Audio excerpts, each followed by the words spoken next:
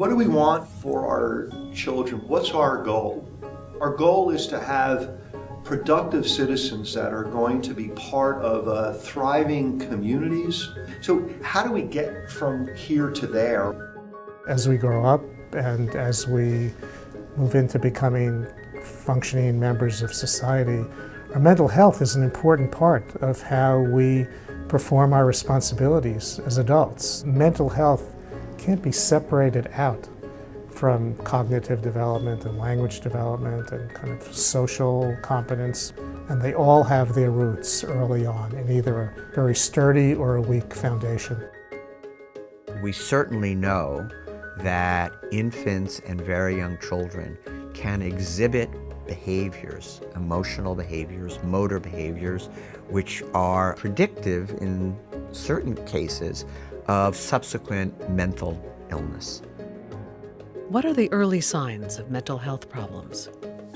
I think that when people look at children and think about mental health problems, that they have in mind often is the kinds of mental health problems that we see in adults. They're looking to see the equivalent of a depressed adult in a child or the equivalent of a schizophrenic adult in a child. And I think that because of the nature of development, that when children have mental health problems, they just look different. Some of the early signs of greater risk for mental health problems are usually not called mental health problems by people. They're usually called, things like behavior problems or a child who has difficulty controlling his emotions. Some of these may be early signs of what might be a mental health problem later, and some of which may be just differences among perfectly healthy children. So what does good mental health look like in a child? Good mental health looks like a child who's curious and interested in the world and wants to learn and can sit and reflect at times about what's going on. It's the ability to experience love, affection, emotions, get upset when things are upsetting, and bring yourself back into levelness without needing intense intervention. How do mental health impairments develop in early childhood? 21st century science at the molecular level is very clear that all aspects of brain function are the result of an interaction between genetics and experience. Mental illness, as most people think about it, has a very heavy genetic component. Mental health, behavior, personality, also has a genetic component, but it's much more malleable in the face of environmental influences. Genes and experiences, as far as nature is concerned, are just different ways of setting up operating systems, brain systems, neurons.